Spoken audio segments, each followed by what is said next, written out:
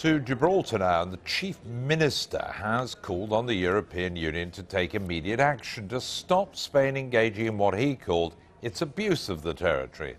Fabian Picardo spoke to Sky News as the Royal Navy warship docked in Gibraltar at a sensitive moment for relations between London and Madrid. From Gibraltar, our defence correspondent David Bowden reports.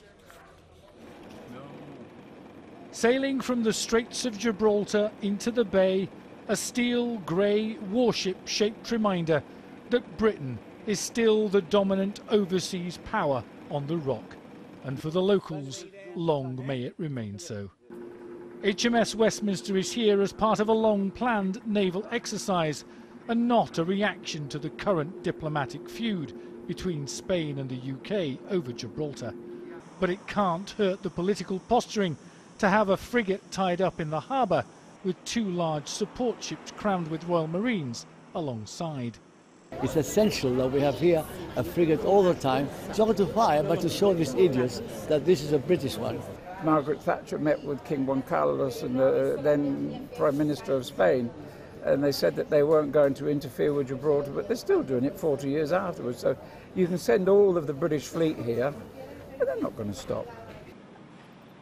Gibraltar's Chief Minister avoids the jingoistic rhetoric of some of his compatriots, but it's clear Spain is in the wrong and the EU needs to sort it out, and soon. Well, I'd like to see the EU demonstrate, in particular the Commission, that it takes its responsibilities as guardian of the treaties as seriously as all of us who are pro-European believe that it does, and that should manifest itself in action to stop the abuse that we're seeing at the frontier between Gibraltar and Spain.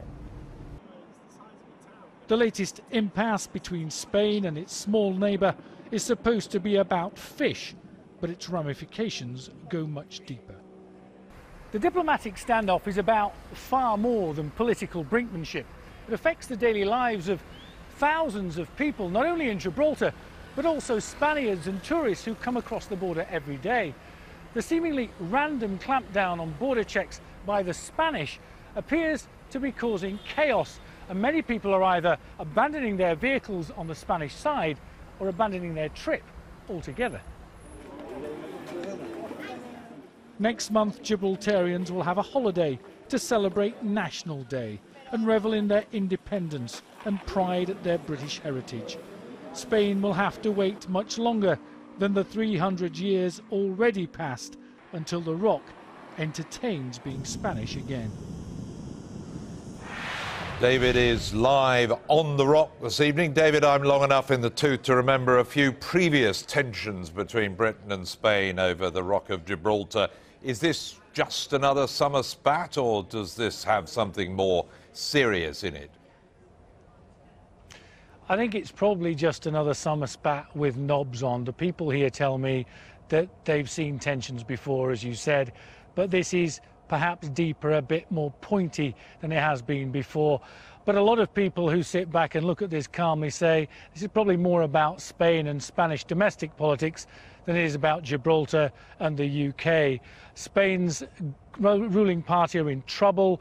There are investigations over financial alleged irregularities, and so it's a way of deflecting all that away from the front pages and concentrating on this small bit of land, which Spain says in the 2013 should be part of Spain. The idea that 300 years ago somebody signed on the dotted line and allowed it to be British is an anachronism.